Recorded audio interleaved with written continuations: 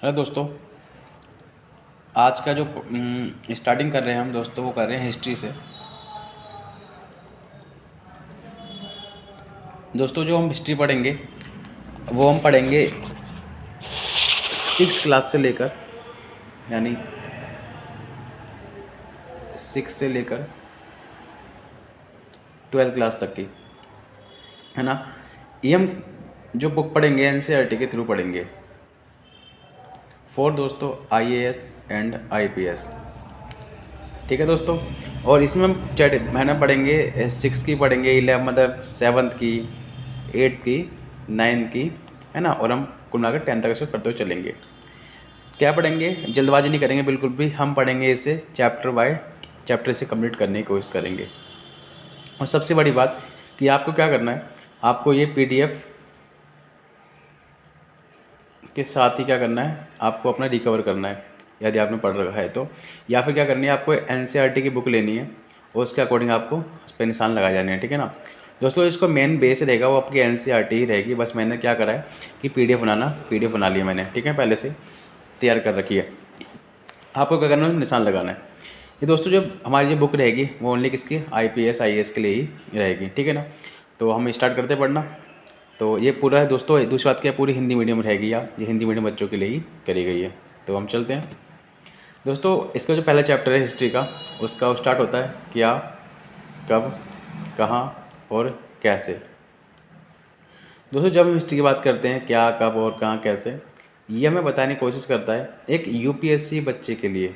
जो बच्चा यूपीएससी तैयारी कर रहा है, एक है ना, सच्चे दिल से कर रहा है, ऐसा नहीं कि मजाक में हर चीज़ ले रहा है।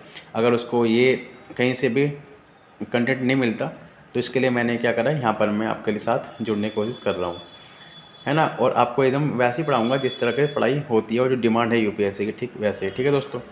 दोस्तों यहाँ से हम समझे तो इस चैप्टर का नाम क्या है, क्या, यानी ये बताना चाह रहा है ना, कि जब भी कोई घटना घटती है, जब भी कोई दोस्तों घटना होती है, तो आपको किस तरह से रिएक्शन करना है उस चीज़ का। ठीक है ना। आपको कैसे उस घटना के बारे में जो इन्फॉर्मेशन है वो आपको कलेक्ट करनी है। दोस्तों यहाँ पर पहले आपको उस इन घटना के रिगार्डिंग पूछना है कि क्या हुआ, है ना, कब हुआ, कहाँ हुआ और कैसे हुआ। तो इस दोस्तों ये बात है आपको ध्यान में रखनी है। और दोस्तों इसे हम कहते हैं रीजनिंग के नाम से इसे जानते हैं। इन्फॉर्मेशन जुटाने के लिए हमें जितनी भी रीजनिंग, तार्किक, सब, है ना, क्वेश्चन करने पड़े वो हम करेंगे। ठीक है दोस्तों। तो इससे क्या होता है, आपकी इन्फॉर्मेशन में क्या होता है, बिल्डअप आता है। मतलब कि आपकी इन्फॉर्मेशन क्या करती है, बढ़ती है आपकी नॉलेज, है ना, अगर आप ये क्वेश्चन वहाँ से करते हो अल्टीमेटली। ठीक है दोस्तों। तो हम आगे बढ़ते हैं। ये हमारे चैप्टर का नाम भी रहा है दोस्तों। यहाँ पर जो हेडिंग है हमारी, आप निशान लगा सकते हैं, कैसे पता लगाएं, किसके बारे में, है ना। चलो हम देखें, यहाँ पे डालते हैं इन्फॉर्मेशन, यानी नॉलेज को, या वहाँ किसी घटना को हम कैसे पता लगा सकते हैं। दोस्तों एज ए यूपीएससी के रिगार्डिंग, अगर आप यूपीएससी बच्चे हैं या आप यूपीएससी प्रिपरेशन कर रहे हैं, तो आपको इतना पता होगा कि किसी भी इन्फॉर्मेशन के लिए लोग दूर दूर तक, है ना, मतलब किसी इन्फॉर्मेशन के लिए पहुंचने के लिए कुछ हमें माध्यम होते हैं। ठीक है। कुछ बच्चे गांव में रहते हैं, कुछ शहरों में रहते हैं, किसी के पास कुछ संसाधन उपलब्ध होते हैं, किसी के पास उपलब्ध नहीं होते। तो दोस्तों उसके लिए देखो यहाँ पर क्या है, रेडियो। आप रेडियो सुनकर भी क्या कर सकते हैं, कुछ भी इन्फॉर्मेशन का पता लगा सकते हैं। जैसे दूर दराज गाँव के अंदर अगर रेडियो है तो रेडियो से आप क्या कर सकते हैं, न्यूज़ वगैरह सुन सकते हैं। दूसरा टेलीविज़न। आप टेलीविज़न देख कर भी क्या दोस्तों, क्या आप नॉलेज हासिल कर सकते हैं, है ना, किसी भी इन्फॉर्मेशन को प्राप्त कर सकते हैं। थर्ड कौन सा दोस्तों, अखबार पढ़कर। तो ये भी क्या है, आपके लिए काफ़ी बेनिफिशियल है। और आपको ये तो हैबिट होनी ही चाहिए अखबार पढ़ने की, डे बाय डे, या मंथली मैगज़ीन पढ़ने की। ठीक है दोस्तों। दोस्तों यहाँ पर आप किसी बंदे से बात कर सकते हो, किसी व्यक्ति से क्या डायरेक्ट कांटेक्ट में आके उससे पूछ सकते हो, है ना, उस घटना के बारे में। लेकिन ध्यान रखना, आप उस व्यक्ति से पूछोगे उस घटना के बारे में, आपको लगता हो कि हाँ उसको क्या है, उसको ज्ञान है उस घटना का, तभी ठीक है। नहीं तो क्या होगा, आपका टाइम ख़राब होगा। दोस्तों ये जो इन्फॉर्मेशन है वो तो बच्चों के लिए छठी के एनसीईआरटी में लिख रखी है, लेकिन मैंने आपको ये एक जो डिमांड है यूपीएससी की उसके रिगार्डिंग मैंने आपको बताई है कि आपको क्या करना है, ये चीज़ें क्या हैं, इनको यूज़ करना है, क्या करने के लिए, अपनी इन्फॉर्मेशन बढ़ाने के लिए। दोस्तों हम चलते हैं आगे फिर। तो दोस्तों यहाँ पर आता है अतीत के बारे में, है ना, मतलब अतीत के बारे में हम क्या जान सकते हैं। ये दोस्तों हम अतीत के बारे में बात करते हैं, यानी इतिहास के बारे में हम बात करते हैं, हम क्या जान सकते हैं इतिहास के बारे में। तो आपको मैं यहाँ बताऊँ कि जो ये हेडिंग है हम इसको ऐसे पढ़ेंगे जिससे कि हम एक हिस्ट्री को थोड़ा समझने की कोशिश करते हैं इस हेडिंग के द्वारा। दोस्तों हमें बचना है छठी क्लास के बच्चे की तरह पढ़ने से, ठीक है ना, क्योंकि हम छठी क्लास का सोर्स पढ़ रहे हैं। और यहाँ पर दूसरी बात क्या है कि इस सोर्स को छठी क्लास का बच्चा ही पढ़ता है, यहाँ पर एसएससी का बच्चा ही पढ़ता है। लेकिन हमें क्या करना है, एक समझ के साथ पढ़ना है, ठीक है दोस्तों। तो मैं आपको बता देता हूँ कि जैसे दोस्तों आज हम इतिहास की बात करते हैं, तो इतिहास क्या है दोस्तों, एक परिवर्तन का नाम है। अगर हम इतिहास की बात करते हैं तो दोस्तों जो इतिहास है दोस्तों वो क्या है, मेन रूप से वो क्या है, एक परिवर्तन है। क्यों परिवर्तन है, इसलिए क्योंकि अतीत में हम देखते हैं तो हम इतिहास को 3 भागों में बांटते हैं। जो पहला भाग है दोस्तों वो उसका नाम है, हम देख सकते हैं, प्राचीन भारत, यानी प्राचीन इतिहास कह सकते हैं। जो सेकंड भाग है उसको हम बोलते हैं मध्यकालीन इतिहास। जो थर्ड भाग है दोस्तों वो है हमारा दोस्तों आधुनिक, है ना, आधुनिक। तो अब दोस्तों हम ये देखते हैं कि ये जो इतिहास है 3 चरणों में बटा हुआ है। इसमें क्या है दोस्तों, वास्तव में क्या है कि इनका जो नाम रख रखा है हमने अलग अलग, वास्तव में पूरा इतिहास ही है। आज तक जो हम आज कहते हैं आज तक का क्या है, ये पूरा इतिहास रहा है। लेकिन इसमें जो देखने को मिलता है वो दोस्तों मिलता है परिवर्तन। जैसे कि यहाँ पर कुछ और तरह के लोग थे, उनमें थोड़े विचारों में परिवर्तन होता है, यहाँ पर कुछ और बन जाते हैं, यहाँ परिवर्तन होता है तो यहाँ की सोच कुछ और बदल जाती है। जो आज हम जी रहे हैं आधुनिक या आज के काल में, तो दोस्तों हम बहुत विचारों से गुजरे हैं। जो हमें आज जो विचार मिला है वो वास्तव में क्या है, एक 3 काल से निकल कर जो हमें आज विचार मिला है, जो प्रेजेंट के अंदर, वो अलग है, ठीक है ना, इन तीनों कालों से। तो हम तीनों कालों में इसमें क्या क्या परिवर्तन इंसान के अंदर रहे हैं वो हम लाइन टू लाइन जानेंगे, तभी हम इतिहास को परख सकते हैं, जान सकते हैं, ठीक है दोस्तों। क्योंकि दोस्तों इतिहास क्या करता है, अपना को दोहराता है बार बार, और हमें इसको ध्यान रखना चाहिए इन चीज़ों का कि क्या परिवर्तन इसमें आए। दोस्तों जब हम इसको देखते हैं कि प्राचीन इतिहास के अंदर कि जो लोगों की एक प्रक्रिया थी, प्रोसेस था, जिस पे आप खाना पीना करते थे, लोग अपना पेट पालते थे दोस्तों, उनमें थी एक शिकारी की हैबिट। तो वो शिकार क्या करते थे पहले के लोग, प्राचीन भारत की विशेषता ये वाली कि लोग क्या करते थे, यहाँ पर लोग दोस्तों शिकार किया करते थे, है ना। वैसे ही क्या था उनका खान पीना था, जैसे कि आदि मानव को, वैसे ही उनका क्या था दोस्तों, कपड़े पहनना, है ना, उस तरह के घर थे उनके, क्योंकि उनके शिकार की आदत थी। यानी वो जानवर के ही समकालीन थे, है ना, ठीक तरह से हम बात करें तो वो जानवर की तरह ही एक्टिविटी अपनी किया करते थे, ठीक है दोस्तों। जब जैसे जानवर करता है वैसे, ठीक है दोस्तों। तो हम जब आगे बढ़ते हैं तो उसमें क्या आती है, उसमें एक पशुपालक की चाह होती है। जिस तरीके से वो क्या करता है, वो कुत्ता पालता है ना, और वैसे जानवर पालता है जिस पर वो निर्भर रह सके, जैसे कि, है ना, जैसे कि पशुपालक में जैसे हम कह सकते हैं, कुत्ता पाल लिया उसने, उनने घोड़े पाल लिए, है ना, और आप देखोगे उसके बाद गाय होगी, बैल हो गए, है ना, और भी जानवर हैं आप देख सकते हो, है ना, मुर्गी हो गई, है ना, और बकरे हो गए, और भेड़ हो गई जिससे ऊन प्राप्त होती है उन्हें। तो मतलब धीरे धीरे क्या हो रहा, मतलब दूध की तलाश में, मतलब उनके मांस के चक्कर में या दूध के चक्कर में लोग कहीं ना क्या हो गए, पशुपालक हो गए। मतलब हिंसक पशु हैं उनको छोड़कर जो अहिंसक पशु हैं उन्हें दोस्तों वो पाल रहे हैं। मतलब कि जो एक शिकारी की जो हैबिट, जो शिकारी था उसमें पशुपालक प्रवृत्ति उसमें उसके अंदर आ गई, है ना। अब पशुपालक को क्या कर रहा है, पशु को लेके चल रहा है, पशु को पाल रहा है, उसे पता लग चुका है दोस्तों किस तरह के पशु पालने हैं, किस तरह के पशु नहीं पालने। वो आज हम देख सकते हैं कि हमारे बीच में जो पशु रहते हैं वो थोड़े से हिंसक होते लेकिन कम हिंसक होते हैं, ठीक है दोस्तों। और जो हिंसक पशु होते हैं वो इन्हें पालेंगे, जैसे कि शेर हो गया, है ना। तो ये, और अगर हम बात करते हैं इसके आगे, कृषक दोस्तों, जब उसमें पशु पाले तो दोस्तों उसमें धीरे धीरे जब वो थोड़ा सा स्थायी निवास करने लग गया, है ना, वो जान गया, तो दोस्तों अब देखोगे उसने क्या, वो कृषक भी बना। तो प्राचीन काल में हम देखते हैं कि शिकारी से पशुपालक बनने में टाइम नहीं लगा इंसान को, थोड़ा टाइम, है ना, और फिर कृषक के रूप में भी वो उनने अपना उभार पैदा करा, वो कृषि करना सीख गया। अब उसका थोड़ा स्थायी निवास हो चुका है और पूरे गाँव के गाँव यहाँ पर रह रहे हैं। तो यहाँ पर दोस्तों प्राचीन काल में क्या हो रहा है, लोग यहाँ पर उठ रहे हैं, नई नई चीज़ें सीख रहे हैं कि शिकार से पशुपालक बन गया, और पशुपालक से दोस्तों क्या स्थायी निवास करते करते कृषक भी यहाँ पर बन गया। तो यहाँ प्राचीन भारत में क्या उन्होंने कृषि करना सीख ली। आगे बढ़ते हैं दोस्तों, शासक उन व्यक्ति में जब रहने लग गए शिकार, मतलब कि जब यहाँ पे कृषि कर रहे हैं इस जगह पर, तो उनमें क्या हो रहा है, तो उसके अंदर लूटपाट भी हो रही है कृषि के चक्कर में, भाई मुझे कम तुझे ज़्यादा, तो लूटपाट के चक्कर में ग्रुप बनने हैं लोगों के, लोग गांव को लूट रहे हैं, तो है ना। तो यहाँ पर दोस्तों क्या कर रहा है, उनके रक्षा के लिए यहाँ पर शासक एक वर्ग भी यहाँ पर उन्होंने तैनात कर दिया अपना, मतलब उन्होंने एक शासक वर्ग भी यहाँ पर चुना, अपने नेता उन्होंने चुन लिया कि भैया तू यहाँ पर हमारी रक्षा करेगा। और क्या कर रहे हैं, उन्हें टैक्स दे रहे हैं राजा को और उससे अपनी रक्षा करवा रहे हैं। साथ में क्या होता है, हम थोड़ा और आगे बढ़ते हैं, तो दोस्तों यहाँ पर क्या हुआ, जब वो कृषि कर रहे हैं तो क्या कर रहे हो, इतना उगा रहे हैं कि वो अपना खा भी नहीं पा रहे, बल्कि वहाँ पर बेच रहे हैं जहाँ पर जगह खाली है, मतलब जहाँ पर कृषि नहीं होती है ना, और जहाँ कृषि नहीं होती वहाँ उन्हें वो कृषि को प्रोवाइड करवा रहे हैं, ठीक है, मतलब चावल गेहूँ मक्का जो भी है वो उगा रहे हैं, वो वहाँ पर दे रहे हैं और वहाँ से कुछ ले रहे हैं।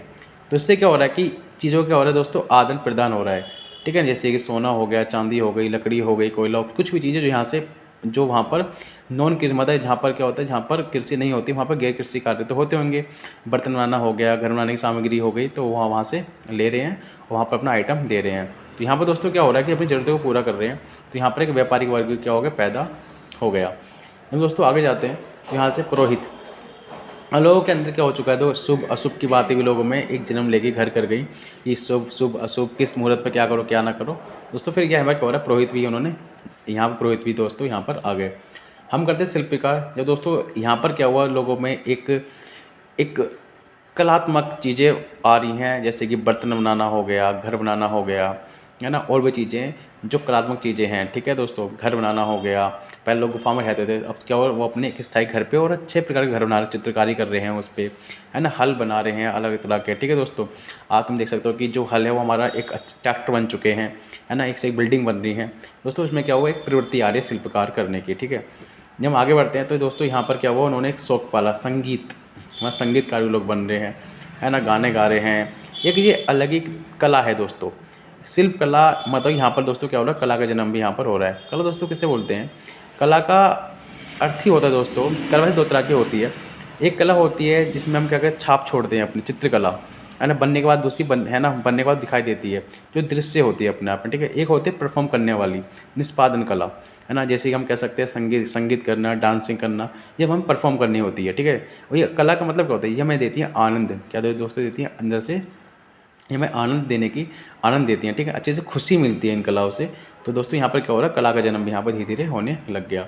दोस्तों यहाँ पर फिर क्या आता है, कहीं ना कहीं एक वैज्ञानिक सोच भी लोगों में पनपने लगते हैं, वैज्ञानिक जीवन भी पनपता है लोगों के अंदर, ठीक है दोस्तों। ये तो होगी जो सारी बातें हमने सीखी कि किस तरह से, और दोस्तों ये जो बातें हैं प्राचीन हिस्ट्री से मध्य हिस्ट्री में आई, है ना, यहाँ पर कुछ अलग हुआ, ठीक है, फिर मध्य हिस्ट्री से लेकर तो आधुनिक हिस्ट्री में ये चीज़ें अलग अलग होती हुई चले गई। आज सबके रूप बदल चुके हैं, लेकिन जन्म जो हुआ है दोस्तों वो प्राचीन हिस्ट्री से इनका हुआ है ना। उनके फिर खाने में परिवर्तन आया, कब पहनने में परिवर्तन आया, और घरों में रहने में परिवर्तन आया, हर एक काल के अंदर अंदर। इसलिए हम दोस्तों आज जो आधुनिक लोग रह रहे हैं वो मध्यकाल के लोगों की तरह नहीं रहते थे, और जो मध्यकाल के लोग रह रहे हैं वो प्राचीन लोगों की तरह नहीं रहते थे। यानी क्या हुआ, प्राचीन लोग क्या कर रहे हैं, प्राचीन लोग से चीज़ें सीख रहे हैं, मध्यकाल के अंदर थोड़ा डेवलप हो रहा है, और आधुनिक काल में दोस्तों होगा बहुत ज़्यादा परिवर्तन इनके अंदर देखने को हमें मिलता है। इसलिए हमने क्या करा है, हिस्ट्री को इन परिवर्तनों के हिसाब से क्या करा, 3 भागों में हमने बांटा है, ठीक है दोस्तों। तो ये कुछ बातें हैं जो उसके बच्चों के हिसाब से लिखी हैं हमें 6ठी क्लास में, लेकिन ये कहीं ना कहीं हमारी समझ भी पैदा करती हैं, जो हमारे लिए काफ़ी बेहतरीन साबित होगी। तो दोस्तों हम आगे बढ़ते हैं दूसरी हेडिंग पर। यहाँ पर लोग कहाँ रहते थे दोस्तों, अब यहाँ पर आता है कि ये जो फर्स्ट चैप्टर है सिखा रहा है कि किस तरह में पढ़ना है ना, क्या क्या सवाल में, मतलब क्या क्या मन में सवाल आने चाहिए, किस तरह से हमें आगे बढ़ना है, ठीक है दोस्तों। वो लोग पहले कहाँ रहते थे दोस्तों, जब हम बात करते हैं, लोग पहले रहते थे नदी के तटों के पास, है ना। तो देखते हैं कहाँ रहते थे दोस्तों, नदी के तट के पास लोग रहते थे। तो ऐसे क्यों रहते थे लोग नदी के तट के पास, देखते हैं दोस्तों। होता क्या था कि एक तो क्या चाहिए, देखो यहाँ पर दूसरी एक तो घाटी है और दूसरी यहाँ पर नदियाँ भी हैं दोस्तों, नदी हैं, ठीक है ना। अब जब लोगों ने कृषक बन गए लोग, पहले तो जब पहले शिकारी लोग थे तो लोग यहाँ से भटकते थे और शिकार किया करते थे, कभी कभी उन्हें कुछ, लेकिन दोस्तों जो पानी होता है वो ज़रूरी होता है। एक बंदा थकता है तो वो जल की तलाश में यहाँ से वहाँ घूमता है, तो मोस्टली लोग वहीं रहा करते थे जहाँ पर क्या है, नदी है, जिससे कि वो अपनी प्यास को जा सकें। दूसरा, नदियों से उन्हें मछली मिल जाती है खाने के लिए, है ना, आराम से, उन्हें ज़्यादा मेहनत नहीं करनी पड़ती, क्योंकि जब लंबे शिकार के, जब कुछ बड़ा शिकार पकड़ना पड़ता है तो उसके पीछे भागना पड़ता है। भागते भागते क्या होता है, वो खो जाते हैं अपने आप में, कि कहीं शिकार कहीं और जा रहा है, वो भी कहीं और जा रहे हैं, भटक जाया करते थे। तो मोस्टली क्या करते थे, कहीं नहीं नदी का सहारा लेते थे, ठीक है। और नदी एक तरह से उनके क्षेत्र की पहचान भी थी, और वहाँ पे ज़रूरत भी पड़ती थी पानी पीने की, तो वो मोस्टली क्या नदी के पास ही रहने यहाँ पर लग गए थे, क्योंकि यहाँ पे जो शिकार होते थे उनके, वो भी क्या करते थे, यहाँ पानी पीने आया करते थे, है ना, तो आसानी होती थी शिकार करने में। तो मोस्टली उन्होंने क्या किया, नदी के पास ही जगह चुनी, और दूसरी पहाड़ों के पास चुनी जगह। क्यों चुनी पहाड़ों के पास? क्योंकि दोस्तों यहाँ से क्या मिल रहे हैं, उन्होंने जो पहले औजार बनाए थे पत्थरों के, जिसके उनके जो औजार बने थे वो थे पत्थरों के दोस्तों, उनके औजार थे। तो उन्होंने क्या करा, इसलिए इन्होंने यहाँ मतलब नदी और पहाड़ों के पास रहना स्टार्ट कर दिया, कि वहाँ से वो अपने औजार बना सके पत्थरों से, और दूसरा वहाँ पर पानी के लिए उनको सुविधा हो सके। तो यहाँ पर दोस्तों उन्होंने क्या करा, वो यहाँ पर रहे हैं। तो इसी यहीं से दोस्तों क्या हुआ, ज़मीन उपजाऊ होती है, यहाँ प्राकृतिक वनस्पति हुआ करती थी, है ना, मतलब गेहूँ की, जौ की, लेकिन उन्हें वही उनको खाने स्टार्ट कर दिया। उन्होंने सीख लिया कि किस तरह से उन्हें दाने बचाने स्टार्ट कर दिए, और धीरे धीरे यहाँ पर दोस्तों वो कहीं ना कहीं कृषि उन्होंने यहाँ पर करने लग गई, क्योंकि दोस्तों यहाँ पर जगह होती है, नदी के पास वो उपजाऊ जगह होती है। हम आगे बढ़ते हैं। तो दोस्तों यहाँ पर जो शिकार का जो पहला उसका नेचर था शिकारी का, वो दोस्तों कैसा था, वो रहे नदी के तट के पास, और दूसरे यहाँ पर दोस्तों वो रहे हैं अपने आप में, वो संग्राहक के रूप में रहे, यानी और शिकार के रूप में रहे। यानी क्या, वो आदि मानव के दो नेचर तो थे यहाँ पर। पहला क्या था, जो फर्स्ट नेचर था दोस्तों, वो संग्राहक यानी इकट्ठा करना, क्या करना था, इकट्ठा करना। दूसरा सेकंड कौन सा था यहाँ पर, शिकार करना, है ना, क्या करना था, शिकार करना। पहला इकट्ठा करना, दूसरा शिकार करना, ये पहले के आदमी के यानी पहले के आदि मानव के नेचर थे प्राचीन हिस्ट्री के अंदर। उन्हें शिकार करना सीखा, और कभी शिकार हाथ नहीं लग पाया तो उन्हें चीज़ें इकट्ठा करनी स्टार्ट कर दी, क्या, अपनी भूख मिटाने के लिए। कभी जैसे कि वो फल फूल हो गए, कंदमूल हो गए, जड़ें हो गई, खाने पीने के लिए। ठीक है दोस्तों, ये बात अभी की नहीं दोस्तों, ये बात कम से कम लाखों वर्ष की है, और इसको हम क्या करेंगे, आगे ढंग से पढ़ेंगे, लेकिन अभी समझ रहे हैं किस तरह से इंसान आगे बढ़ रहा है।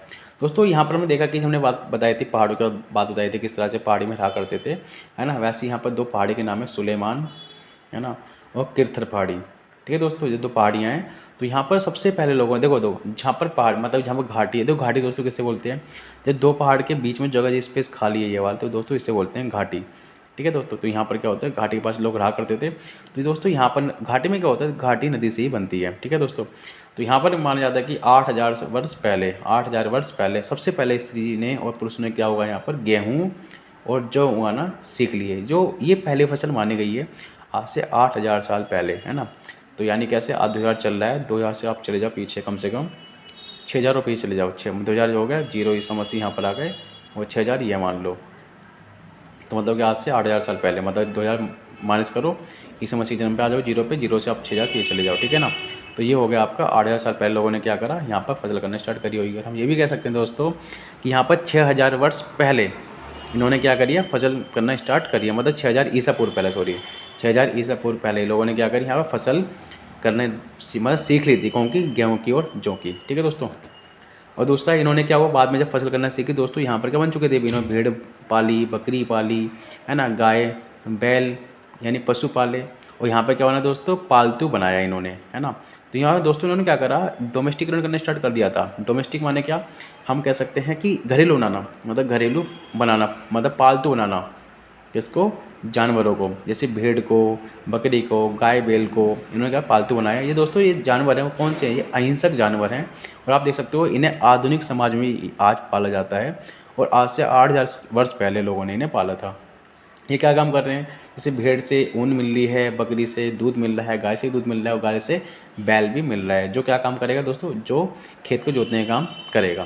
तो दोस्तों इन्होंने क्या बोला है, जो शिकारी से, है ना, कृषक बने, कृषक से पशुपालक भी बने, उनकी ये प्रक्रिया स्टार्ट रही अपने आप में।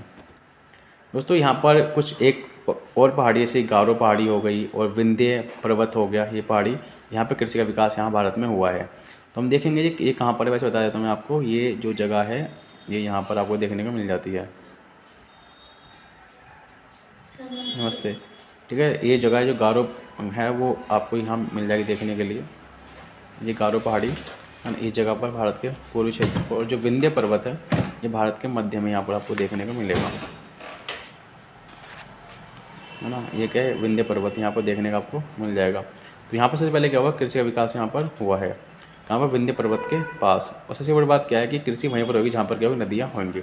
तो यहाँ पर जो ये यहाँ पर है, तो यहाँ पर क्या बहुत सारी नदियाँ हैं, गारो गारो है ना, यहाँ पर 3 पहाड़ियाँ, गारो, खासी, जयंतिया, तो यहाँ पर नदियाँ हैं। दूसरी बात क्या है कि जो विंध्य पर्वत है ना, यहाँ पर नर्मदा, तापी नदी यहाँ से बहती हैं, है ना। ठीक है, तो इन्होंने क्या करा, यहाँ पर इन्होंने क्या करा, ये जब कृषि का विकास यहाँ पर देखने को मिलता है पहला। ठीक है। और सबसे पहले जो लोगों ने यहाँ पर सबसे पहले चावल उगाया, तो ये वह जो विंध्य पर्वत वो स्थान है, यहाँ पर सबसे पहले लोगों ने क्या करा, चावल उगाना स्टार्ट इन्होंने करा है।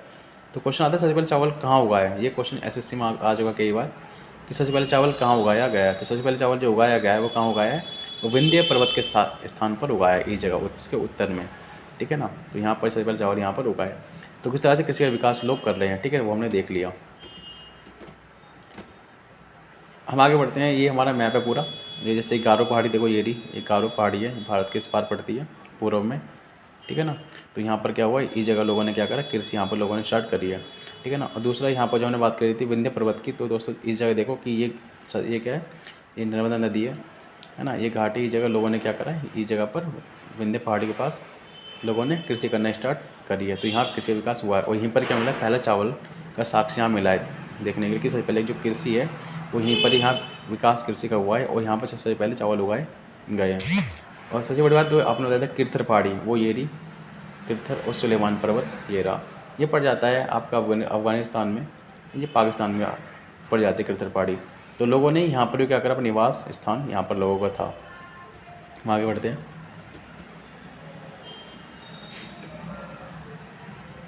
लगभग यहाँ लिखा है लगभग 4700 वर्ष पहले इन्हीं पहाड़ियों में और नदियों के किनारे आरंभिक नगर फले फूले। यानी क्या हुआ, जब हम बात करते हैं कि नगर की, यहाँ पर पहला वर्ड नगर आया है, तो उन्हें बात कर रखे नगर, यहाँ पर सबसे पहले नगर कहाँ बसे फले फूले हैं, वो इन्हीं नदियों के पास फले फूले हैं।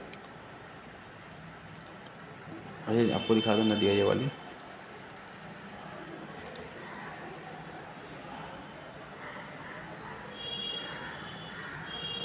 जैसे कि ये क्षेत्र है ये वाला, इसको बोलते हैं सिंधु क्षेत्र। क्या बोलते हैं इसे, सिंधु क्षेत्र बोलते हैं, क्योंकि यहाँ पर सिंध नदी ये रही, यहाँ पर सिंध नदी है और ये सिंध नदी की सहायक नदियाँ हैं जो इसमें आके मिल रही हैं सिंध नदी में, यानी इसके अंदर प्रवेश कर रही हैं सिंध नदी के अंदर, ठीक है।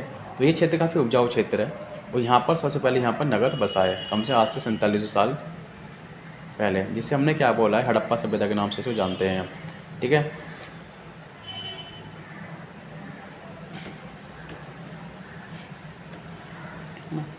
तो यहाँ पर इन नदियों के किनारे क्या कोई आज से 4700 साल पहले यहाँ पहला नगर यहाँ बसाया गया है। क्यों, क्योंकि यहाँ पर जो वो सब विशेषता हैं एक नगर बसने की, ठीक है ना। और यहाँ इनके सहायक नदी भी हमने बात कर ली है, ठीक है ना। आप देख सकते हो वहाँ पर मैप में जाके, तो समुद्री तट पर ये इलाके बसाए गए हैं, ठीक है ना।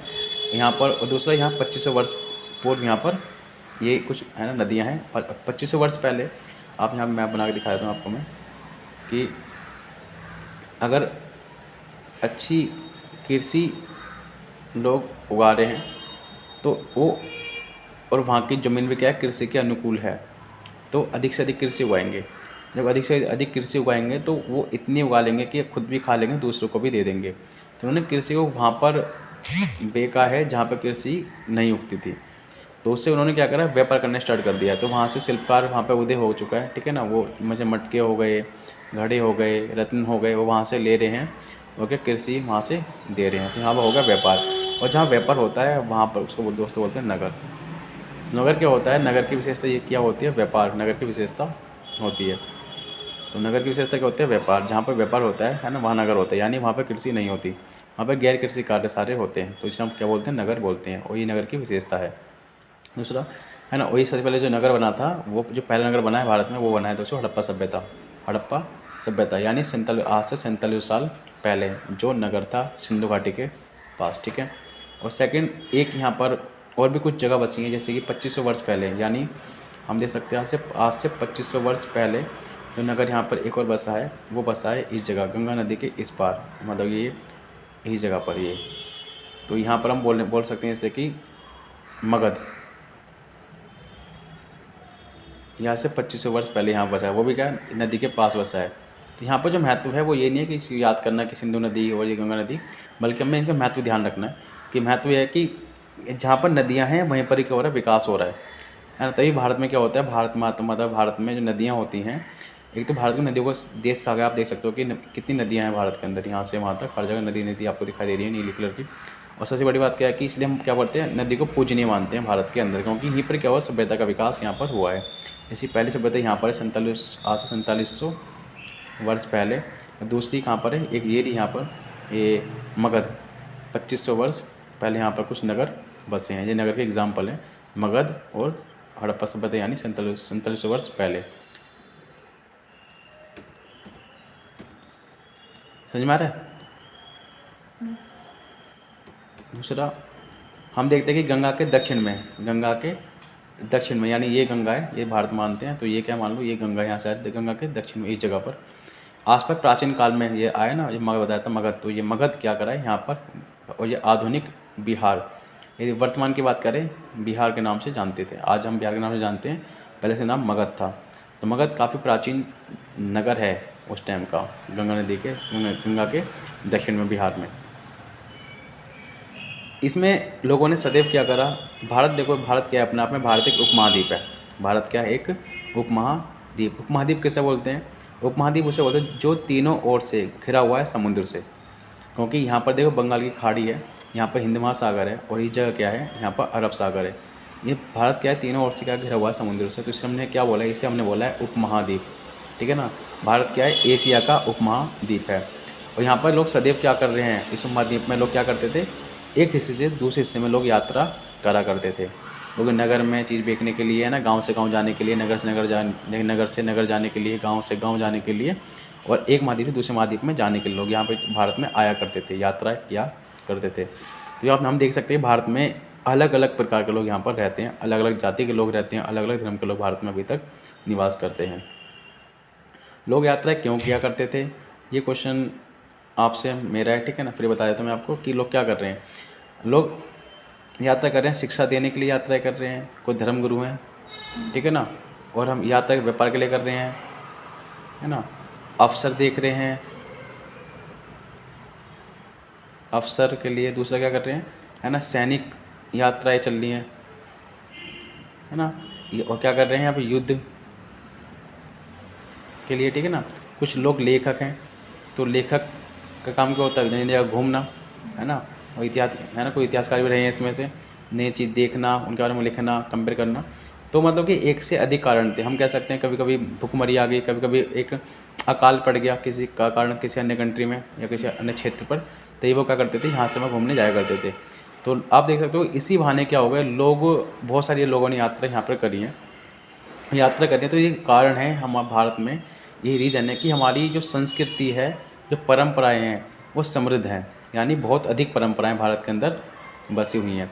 तो भारत में एक से अधिक लोग क्यों रहते हैं, जो प्राचीन हिस्ट्री से हमें आंसर मिल जाता है इसका, कि यहाँ पर बहुत लोग, यहाँ पर बहुत जगह अलग अलग देश से, यहाँ पर क्षेत्रों से यहाँ भारत में आए हैं, ठीक है ना। ये सब रीज़न रहे हैं यात्रा करने के। तो भारत में देखेंगे, भारत में अलग जाति के लोग रहते हैं, धर्म के लोग रहते हैं, अलग अलग उनकी भाषाएँ, बोलियाँ हैं, और सबसे बड़ी जो विविधता है वो भारत में मिलेगी और किसी कंट्री में देखने को नहीं मिलता। यहाँ पे देश का नाम कैसे रखा गया, आज हम देश का नाम लेते हैं, भारत के नाम से जानते हैं, भारत को नाम कैसे पड़ा देश का, ठीक है ना, क्योंकि हर नाम के पीछे एक कारण होता है। जैसे हमारा नाम जब होता है, हम नामकरण रखते हैं, ठीक है ना, वैसे को उस एक नाम का मतलब भी होता है ना। किसी का नाम अमन है, किसी का नाम समन है, किसी का नाम सूरज है, इन नाम का मतलब भी है। वैसे हमारे देश के नाम का भी क्या होता है, मतलब होता है। जैसे हम बात करते हैं इंडिया की, इंडिया शब्द कहाँ से निकला है, ठीक है ना। तो जो इंडिया शब्द है वो इंडस से निकला है, किससे, इंडस से निकला है। ये संस्कृत में सिंधु कहते हैं, यानी क्या हो गया, जो इंडस है, यानी हम इंडिया सिंधु की बात करते हैं, सिंधु को बोलते हैं, है ना, सिंधु। और इंडिया यानी इंडस, इसको हम क्या बोले दोस्तों, हमने इसको इंडस कहा है, और इंडस से निकला है इंडिया। हम कह सकते हैं सिंधु के जो लोग हैं यहाँ पर, इस जगह पर, ये भारत है हमारा, यहाँ पर सिंधु नदी बह रही है। जो यहाँ के पहले तो भारत का बंटवारा हो चुका, पाकिस्तान में नदी बहती है ये वाली, लेकिन पहले पाकिस्तान का बंटवारा नहीं हुआ था। तो उससे पहले प्राचीन भारत में पूरा एक हिस्सा था। तो जब भी लोग यहाँ पर आया करते थे, लोग इसे सिंधु को इंडस के नाम से जाना करते थे। कोई सिंधु बोल रहा है, कोई इंडस बोल रहा है, तो वो लोग इंडस को पार करके आया करते थे। तो इससे क्या, धीरे धीरे लोगों में परिवर्तन आया बोलने का, ठीक है ना, लोगों ने सब कुछ चेंज कर दिया। तो यहाँ से क्या निकल गया, इंडिया निकल गया, इंडस से बना इंडिया, ठीक है दोस्तों। जो नाम किसका है, वो सिंधु का ही का एक उल्टा सीधा नाम है। हम बात करते हैं जब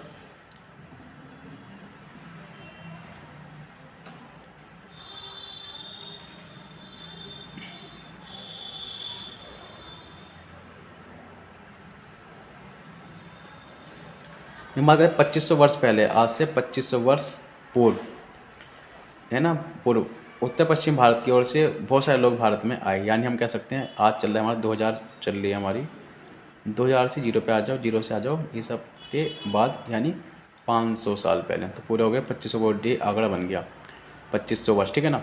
अब 2500 में क्या है कि यहाँ से भारत में कुछ लोग, जैसे हमारा भारत है तो ये पाकिस्तान या अफगानिस्तान है, वैसे यहाँ पर दोस्तों पड़ता है ईरान, इराक, फिर ईरान पड़ता है ये जगह। तो ईरान से कुछ लोग भारत में, इन्होंने क्या, जो ईरान से जो ईरानी थे वो इन्होंने क्या भारत में प्रवेश यहाँ पर करा इस जगह पर, है ना। और ईरान से वो कहाँ है, ये अफगानिस्तान पाकिस्तान होते हुए, मतलब पहले पाकिस्तान नहीं था, अफगानिस्तान अफगानिस्तान भी था, है ना। तो ये क्या यहाँ से अफगानिस्तान से होते हुए भारत में इन्होंने कहा सिंध प्रदेश पार करा है। तो हमारा जो भारत है यहाँ पर नदी बह रही है, नदी कौन सी है यहाँ पर, नदी का नाम है सिंधु नदी, ठीक है ना दोस्तों। ये क्या सिंधु नदी है, और ये क्या ईरान से होते हुए अब ये कुछ क्षेत्र में आ चुके हैं, और यहाँ से क्या करते हैं, इस क्षेत्र से आते हुए इस सिंधु नदी को पार कर रहे हैं। नाम क्या है इसका, सिंधु नदी, ठीक है ना, ध्यान सुनना एक बार, सिंधु। लेकिन इनका जो हैबिट थी, है ना, यूनानी पड़ता है, यूनान पड़ता है कहाँ पर, ये ईरान के जो समुद्र यहाँ पर इसको पार करके पड़ता है यूनान, यूरोप में, ठीक है ना। तो यहाँ से लोग यहाँ पर आ रहे हैं। तो पहले हम इनकी बात करते हैं, ईरान की बात करते हैं। ईरानियों में क्या एक खास बात क्या आती है कि ये साको हा बोलते थे, क्या बोलने, साको हाँ कहते थे। जिन्होंने ईरानियों ने सिंधु नदी को पार करा है और भारत में प्रवेश करा है इन्होंने, तो उन्होंने क्या करा, साको हा बोला है, सिंधु को हिंदू बोला है, क्या बोला है, सिंधु को हिंद बोला है। तो दोस्तों इससे क्या होगा, यहाँ से हिंदोस और इंदोस शब्द देखने को मिलता है। तो वही काम करा है यूनानी लोगों ने। ये पहले ईरानी भारत में आए हैं, फिर उसके बाद यूनानी भारत में आए हैं यहाँ से होते हुए। तो उन्होंने साको, जो ईरानी उन्होंने क्या बोला है, ईरानियों ने साको हा बोला है, और इससे क्या हुआ, यहाँ पर एक नाम चेंज हो चुका है। तो यहाँ पर क्या हो गया, यहाँ पर हिंदू नदी हो गई, क्या हो गई, इंदोस, यानी हिंदोस कह सकते हैं। पूरे तरह से बात करें तो हम बोलेंगे इसको हिंदू नदी। तो अब जो भारत में लोग आ रहे हैं वो क्या कह रहे हैं, हम चल रहे हैं हिंदू, यानी क्या होगा, जो सिंधु के जितने, सिंधु नदी के जितने भी लोग इस पार रहते हैं, ये हमारी सिंधु नदी है, और जो लोग इस पार रहते हैं उसको बोलेंगे हिंदू। यानी भारत में रहने वाला हर एक व्यक्ति क्या है, अपने आप में हिंदू बना, यानी उत्तर भारत में, ठीक है ना। तो ये नाम बताता है कि किस तरह से हमारा भारत सिंधु से हिंदू बना है, ठीक है ना। और इसी भूमि को बोला गया है इंडिया, समझ में आ गया, है ना। इसी वजह हम बात करते हैं इसमें,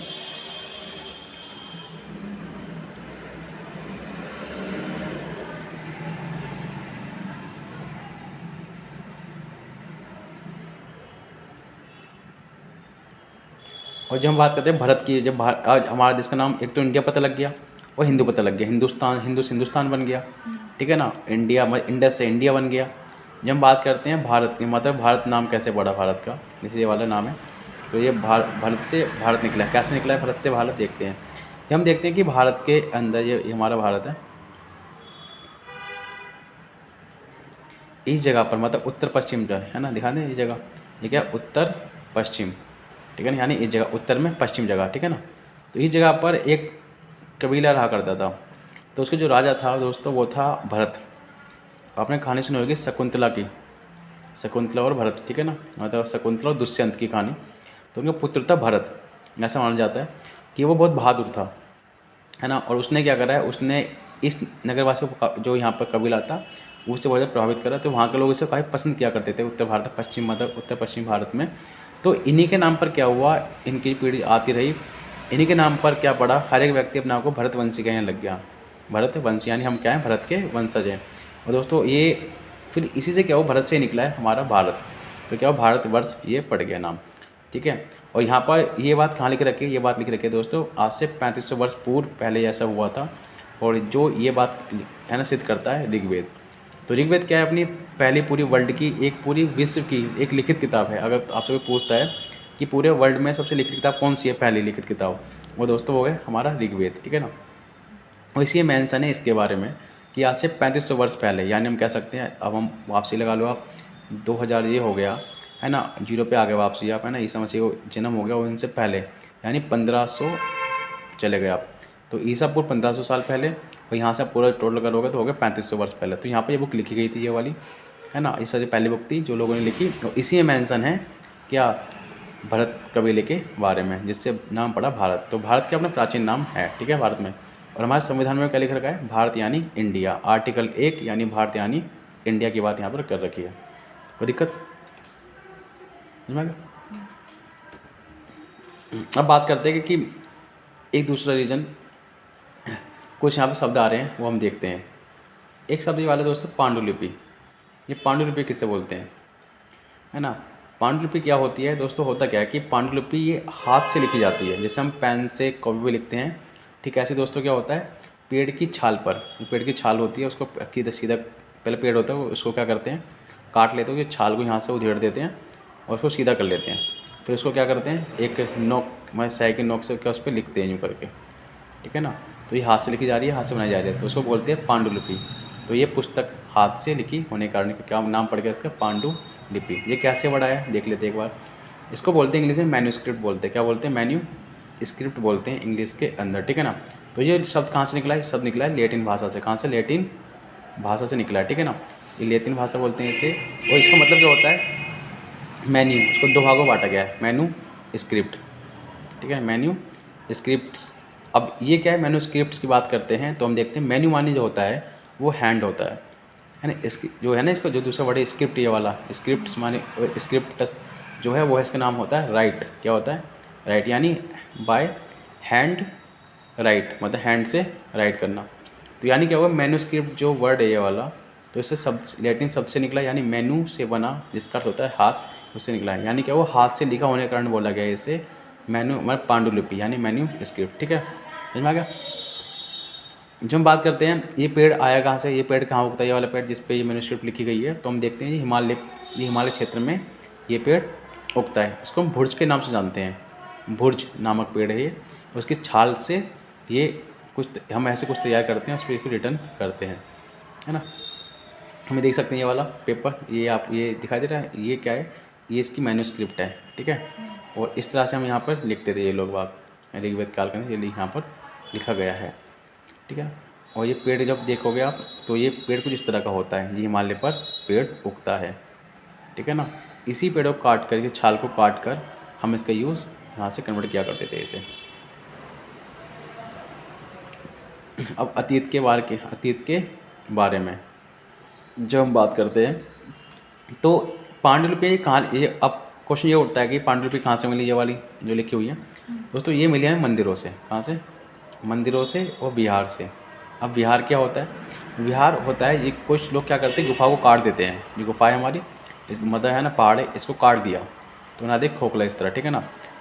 तो अब जो वो कुछ लोग इसमें आश्रम ले, मतलब यहाँ पर शरण लिया करते थे, यहाँ पर रहा कर रुका करते थे, है ना। और यहाँ पर साधु संत होते थे, जैसे कि एग्जाम्पल बौद्ध, जो बौद्ध भिक्षु थे वो यहाँ पर रुका करते थे, है ना। तो ये वहीं से प्राप्त हुई हैं, कुछ मंदिरों से प्राप्त हुई हैं, कुछ वहाँ से बिहारों से प्राप्त हुई हैं, क्योंकि ये पहले लोग इसी पे अपना क्या करते थे, लिखना इन्होंने स्टार्ट करा है, ठीक है ना। तो ये चीज़ क्या है, हमारे इतिहास में सबसे बड़ी एक योगदान देती है इतिहासकार के लिए लिखने के लिए, है ना। तो इन पुस्तकों में क्या लिखा है, धार्मिक मान्यता लिखी पड़ी है, मतलब पुस्तक क्या लिखा हुआ है, धार्मिक मान्यता है, व्यवहार हैं, राजाओं के बारे में लिख रखा है, राजाओं का जीवन चरित्र लिख रखा है, ठीक है ना। और सबसे बड़ी बात क्या है कि इसमें औषधियाँ भी लिख रखी हैं, औषधियाँ यानी दवाई के बारे में लिख रखा है, विज्ञान के बारे में लिख रखा है ना। और सभी प्रकार के विषयों की चर्चा यहाँ पर कर रखे हैं। जिस तरह से हम आज किताब पे लिखते हैं जो पेड़ों से बनती हैं, ठीक, ये पहले ये छाल से बनती थी, ठीक है ना। वैसे से पहले किताब ये मानी गई हैं कहीं ना कहीं, ठीक है ना। और इसी वजह से हम आज पढ़ते हैं, वैसे ही यहाँ पर लोग इन पर भी लिखा करते थे। और ज़रूरी ये नहीं है कि हमें इतिहास के बारे में इनसे पता लगता है, बल्कि हमें कुछ महाकाव्य हमारे पास आएंगे, जैसे कि महाकाव्य और कविताएं हैं हमारे पास। अब महाकाव्य की बात करेंगे, आप देख सकते हैं यहाँ पर रामायण है ना, तो उससे पता लग जाता है हमें इतिहास के बारे में, है ना। महाभारत होगी, कविताएं होगी, नाटक हो गए, लोगों ने नाटक भी लिखे हैं, है ना। लेकिन ये चीज़ कुछ संस्कृत में लिखे हुए हैं, किसमें, संस्कृत में लिखे हुए हैं कुछ, और जबकि कुछ प्राकृत भाषा में लिखे हुए हैं। यानी क्या हो गया, हम पे दो भाषा में देख लें, यहाँ पर एक संस्कृत भाषा तो है ही, लेकिन एक प्राकृत भाषा भी है और साथ में तमिल भाषा भी है। ये तीन भाषा से पुरानी, ये तीन भाषा का सबसे पुरानी भाषा मानी गई है। और संस्कृत भाषा है वो जैसे आज इंग्लिश की भाषा है, ठीक वैसे मान लो पहले प्राचीन भारत में लोग संस्कृत बोला करते थे, ठीक है ना। और जैसे आज यहाँ पर लोग कुछ हिंदी लोग बोलते हैं, तो ये आम लोग भाषा है जो हिंदी बोलते हैं। वैसे ठीक क्या था कि वहाँ पर प्राकृत भाषा चलती थी, प्राकृत भाषा चलती थी, वो जो बोलते थे आम लोग, ठीक है ना। और संस्कृत बोलते थे लोग, तो दोस्तों पढ़े लिखे लोग बोलते थे संस्कृत, या ब्राह्मण लोग, पुरोहित लोग संस्कृत बोला करते थे। और जो आम लोग की भाषा कौन सी थी, प्राकृत। तो आज पूछता है कोई प्राचीन भारत में किस तरह की भाषा चलती थी, तो आप बोलोगे प्राकृत भाषा, और जो पढ़े लिखे लोग हैं वो बोलते थे संस्कृत भाषा। हम बात करते हैं, एक यहाँ पर एक वर्ड आता है अभिलेख। हमने बात करी किसकी, हमने बात की पांडुलिपि की। पांडुलिपि किसे बोलते हैं, जो किससे लिखी होती है? जो पेड़ों की छाल से लिखी होती है, सही बात है ना, पेड़ों की छाल से लिखी होती है, मैं छाल पर लिखी होती है, और उसकी पांडुलिपि बोलते हैं जो हाथ से लिखी होती है, ठीक है ना। तो यहाँ पर एक होता है अभिलेख। अभिलेख किससे बोलते हैं ये देख लेते हैं। तो अभिलेख ऐसे लेख हैं या पत्थर, है ना, या धातु, जिसपे लोग क्या करते हैं, यानी इसको जो क्या, और पत्थर धातु की सतह कैसे होती है, काफ़ी कठोर होती है, कैसे होती है, काफ़ी कठोर होती है। तो लोग क्या करते हैं, उन पर गाड़ कर लिखा करते थे, हथौड़ी वथौड़ी से गाड़ कर उन पर लिखा करते थे। इसकी विशेषता क्या है कि जो पांडुलिपि होती है वो वास्तव में सड़ भी सकती है, खराब हो, कीड़े लग सकते हैं उसके अंदर, है ना। तो उनके जो टाइम होता है वो काफ़ी, मतलब टाइमिंग काफ़ी वो नहीं होती, फिक्स नहीं होती, मतलब लंबे समय तक नहीं चलती, इसको काफ़ी शॉर्ट टाइम होता है उनका, शॉर्ट टाइम, ठीक है ना। लेकिन जो अभिलेख होते हैं, पत्थर पर लोग सिल्ली ऊपर गाड़ के लिखते हैं, है ना, तो उनमें क्या होता है, इनकी जो लाइफ होती है काफ़ी लॉन्ग लाइफ होती है इनकी, है ना, क्योंकि इनमें कीड़े नहीं लग सकते, है ना, और इन्हें वो खा भी नहीं सकता, ठीक है ना, सड़ेंगे गलेंगे भी नहीं। तो ये ना पांडुलिपि की अपेक्षा तो बहुत ज़्यादा चला करते थे टाइम से, है ना, तो उनकी लाइफ लंबी होती थी। तो लोग क्या करते थे, अभिलेख भी लोगों ने लिखे हैं। अभिलेख पता लग गया क्या होता है, धातु हो गई या पत्थर हो गया, मतलब कठोर सतह पर लिखना, यानी उत्कीर्ण करना, गड़ा कर लिखना, ठीक है ना, ये हमें मिले हैं। अब देखोगे सबसे पुराना जो अभिलेख है वो कहाँ मिला है, वो हम दोस्तों मिला है अफ़गानिस्तान में। कहाँ मिला है?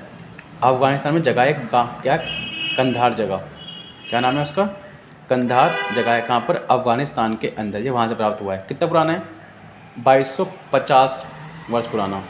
यानी हम देखो दोबारा अनुमान लगा सकते हैं, यहाँ पर 2000 लगा दो यहाँ पर, है ना, 2250। अब यहाँ पीछे लेके जाओ, जीरो कर दो, कितना, 250 वर्ष, मतलब ईसा मसीह के 250 वर्ष पहले, ठीक है ना, ईसा मसीह के 250 वर्ष पहले की बात है, यहाँ पर हमें ये चीज़ मिली हुई है। तो मैंने पूरा कितना हो गया, आज से 250 कितना 2250 वर्ष पहले यहाँ पर अभिलेख मिला। किस जगह मिला? अफ़गानिस्तान के अंदर मिला है।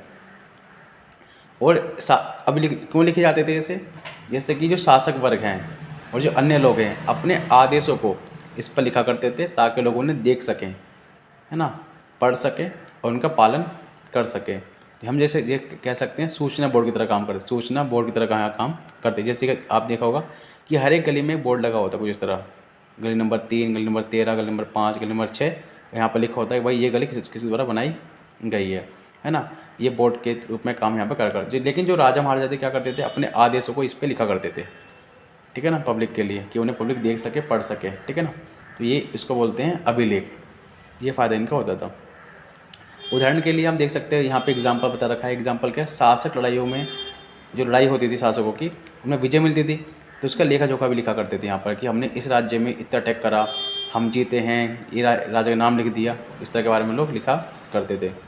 दूसरी बात, ये अभिलेख जो हमें मिल रहा है, ठीक है ना, उसके जो अभिलेख है यहाँ पर दिखा देते हैं। ये अभिलेख हमारा, देखो ये मिट्टी का बना हुआ है, मतलब उसका पत्थर का अभिलेख है, ठीक है ना, इस पर गोद रखा है। अगर हम थोड़ा सा जूम करके देखते हैं इस पर, देखो ना, तो इसमें आपको चीज़ यहाँ दिखाई दे रही है ना, चीज़ यहाँ पे चीज़ें गोदी रखी हैं यहाँ पर, ठीक से गाड़ के लिख रखा है ये, तो ये अभिलेख है, ठीक है ना। अगर हम इसको अभिलेख को देखते हैं, अगर हम इस अभिलेख को देखें तो ये क्या है, ये अभिलेख है, ठीक है ना। लिखा किस में है ये लिखा है यूनानी भाषा में लिखा है और अरामाइक, यहाँ 2 भाषा में और मिल जाती हैं, नामक 2 ये लिपियाँ हैं जिसमें मिल रहा है। तो हमने बात करी कुछ भाषाओं में देख लिया हमने, जैसे कि हमने देखी संस्कृत भाषा देख ली, यहाँ पर संस्कृत चलती थी पहले, ये बात है ना। फिर चलती थी प्राकृत भाषा, कौन सी, प्राकृत चलती थी, है ना। और तमिल भाषा भी पता लग गई, ये कुछ भाषा पुरानी है, ठीक है ना, ये पता होनी चाहिए हमें। दूसरा यूनानी भाषा, यूनान से लोग आए थे, यूनानी भाषा। और एक और कौन सी है, अरामाइक भाषा, ठीक है। ये भाषा उस टाइम प्रचलित थी, ठीक है ना। मैं कहूँ 250 ईसा पूर्व तक, 250 ईसा पूर्व, यानी ईसा मसीह के 250 वर्ष पहले तक ये भाषा यहाँ पर चला करती थी, है ना। ये हम और देख सकते हैं, ऐसी वस्तु का अध्ययन करने वाला अगर कोई व्यक्ति इनका अध्ययन करता है, जैसे कि पांडुलिपि हो गई, ठीक बात है, पांडुलिपि हो गई, या फिर क्या होगा, ये पुराने ये अभिलेख हो गए, ये लिखे, उनका अध्ययन करने वाले क्या बोलते हैं, जो इनका अध्ययन करते हैं उस पर्सन को बोलते हैं पुरातत्वविद। क्या बोलते हैं? पुरातत्वविद कहलाता है, यानी जो पुरानी चीज़ों का अध्ययन करता है उसे बोलेंगे पुरातत्वविद। कैसे? देखो, पुरा माने क्या हो गया, पुरा माने क्या हो गया, पुराना, ये बात है ना, पुरा माने पुराना।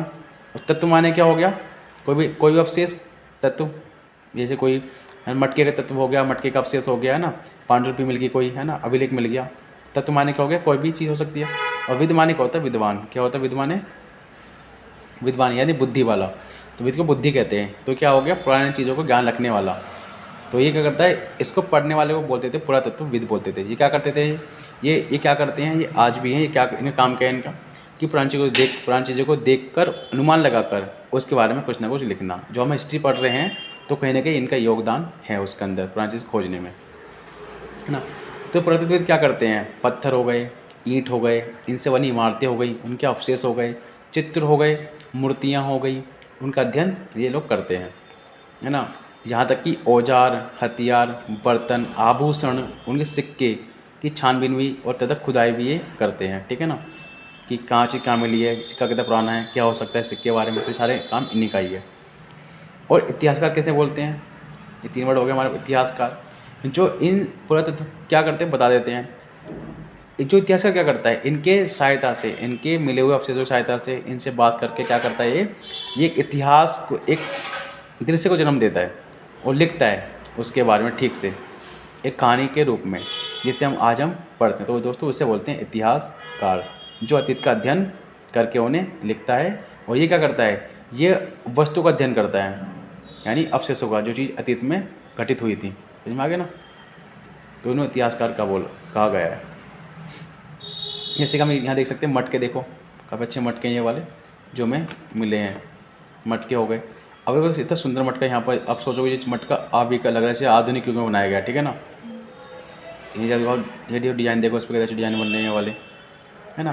तो ये मटका कब का है, ये जो मटका है ये 4700 वर्ष पूर्व का है। मतलब कि हम देख सकते हैं इतने साल पहले, 47 साल पहले बनाया गया था मटका ये वाला, है ना।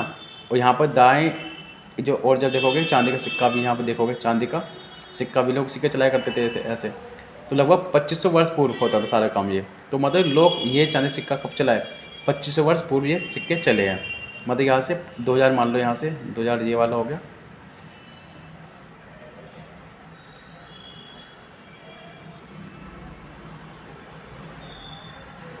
है ना,